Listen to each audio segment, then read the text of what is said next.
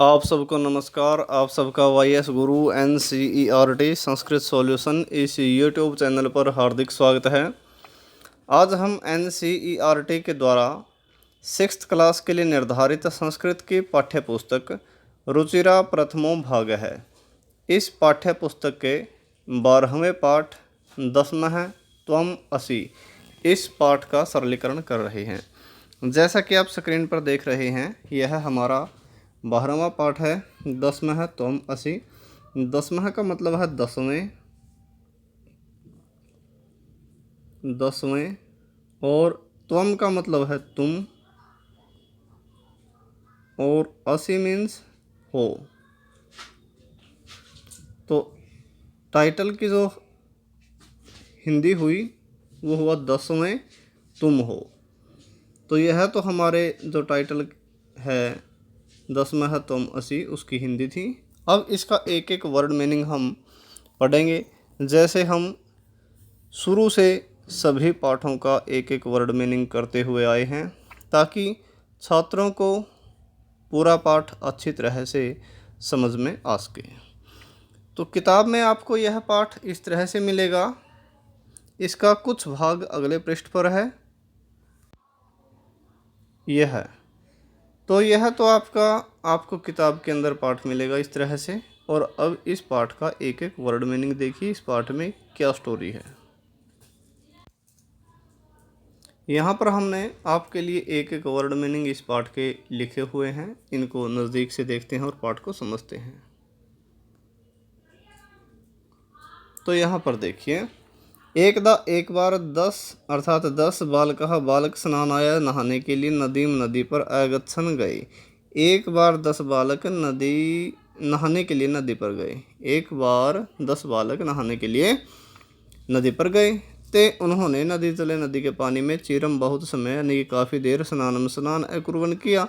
उन्होंने नदी के पानी में काफ़ी देर स्नान किया तथा उसके बाद या तब ते वे तीर्थवा तैर कर पारम पार यानी कि नदी के पार गतः गए। तब वे तैर कर नदी के पार गए यानी कि दूसरी तरफ चले गए किनारे पर। तदा तब तेसाम उनके नायक ने अपरिचित पूछा, जो उनका लीडर था 10 बच्चों का। तब उनके नायक ने अर्थात उनके लीडर ने पूछा, हाँ, तब उनके नायक ने पूछा अपी क्या। एक बात मैं यहाँ पर बता देता हूँ, अपी शब्द का जो अर्थ होता है वो सही अर्थ भी होता है। क्या होता है? भी। छात्रों को पता भी होगा इस बात का। लेकिन यहाँ पर हमने इसका अर्थ लिखा है क्या। अब ये क्यों लिखा है? अगर किसी पंक्ति के सबसे शुरू में अपी आ जाए तब वहाँ पर अपी का अर्थ भी ना होकर क्या रहेगा। तो यहाँ पर अपरिचित पूछना के बाद जो लाइन शुरू हुई हमारी, उसमें शुरू में ही अपी आ गया, तो इसलिए अपी का यहाँ पर अर्थ हुआ क्या। इसके बाद देखिए, सर्वे सभी बालकों ने नदी को उत्तीर्ण पार कर लिया। तब उनके नायक ने पूछा, क्या सभी बालकों ने नदी को पार कर लिया। तथा तब कश्चित किसी बालक ने अगणित गिना। तब किसी बालक ने गिना, एक है एक,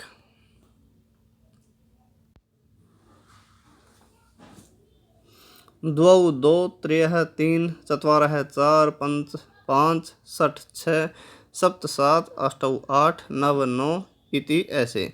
स उसने स्वम, स्वम का मतलब समय या खुद को, न नहीं अगणित गिना।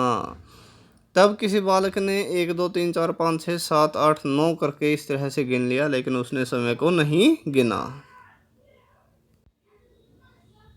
होता है इसलिए स उसने अवदत कहा, नव नौ एव ही संति है। इसलिए उसने कहा कि 9 ही हैं, अर्थात 9 बालक ही है।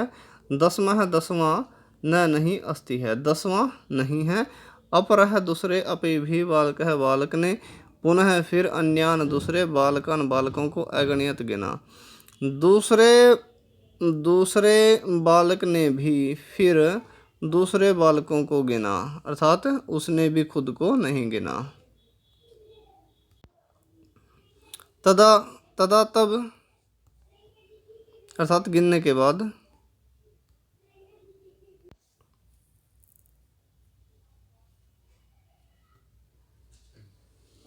अपि भी तब भी नव नौ एव ही आसन थे। जब दूसरे बच्चे ने गिना तब भी 9 ही थे। अतः इसलिए ते उन्होंने निश्चय अकुर्वण किया यत कि दसवां नद्याम नदी में मग्न है डूब गया। तब उन्होंने कन्फर्म कर लिया, पक्का निश्चय कर लिया कि भैया 2 बार गिन लिया है 2 बच्चों ने और 9 ही मिल रहे हैं। तो जो गलती पहले बच्चे ने की थी, खुद को नहीं गिना था, वही गलती दूसरे बच्चे ने की, उसने भी खुद को नहीं गिना, बाकियों को गिन लिया तो 9 बने। तो उन्होंने निश्चय कर लिया कि 10वां नदी में डूब गया। ते वे सब दुखितः दुखी तूष्णीम चुपचाप अतिष्ठन खड़े थे या थे। वे सब दुखी और चुप खड़े थे।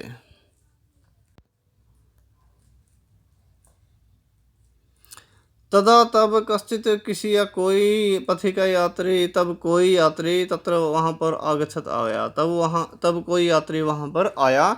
स उसने तान उन बालकों को दुखितान दुखी दृष्टवा देखकर अपरेक्षित पूछा। तब उसने उन बालकों को दुखी देखकर पूछा। बालकः अरे बालको युष्माकं तुम्हारे दुखस्य दुख का, कि अरे बालको तुम्हारे दुख का कारण किम क्या है, कि तुम्हारे दुख का कारण क्या है। ऐसा किसने पूछा? यात्री ने पूछा। बाल का नाम बालकों के नायक है। नायक ने, जो उनका लीडर था, कत्यत कहा। बालकों के नायक ने कहा वयम हम सब 10 बालक स्नान के लिए आगतः आए थे। हम सब 10 बालक स्नान के लिए आए थे। इदानीम अब नव 9 एव ही स्मः हैं। अब हम 9 ही हैं। ठीक है, स्मः का मतलब हम के लिए आता है। ठीक है, अब हम 9 ही हैं, ऐसा उसने बताया बालकों के लीडर ने उस यात्री को। एक नद्याम नदी में मग्न है डूब गया। एक नदी में डूब गया। इति ऐसा उसने लीडर ने बताया, बालकों के नायक ने उस यात्री को बताया। तो पथिक यात्री ने तान उनको अगणित गिना। यात्री ने उनको गिना। तत्र वहाँ 10 बालक एव ही आसन थे। वहाँ पर 10 बालक ही थे, क्योंकि यात्री तो उनसे अलग था। यात्री ने बच्चों को गिना था तो वो पूरे 10 मिले। उसने नायक को आदेश दिया तुम। उसने नायक को आदेश दिया तुम बालकों को गणीय गिनो, कि तुम बालकों को गिनो।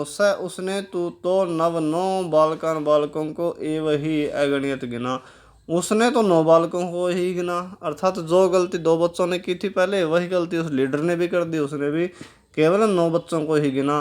तदा तब पथिक यात्री ने अवदत कहा 10वें तुम 80 हो, 10वें तुम हो।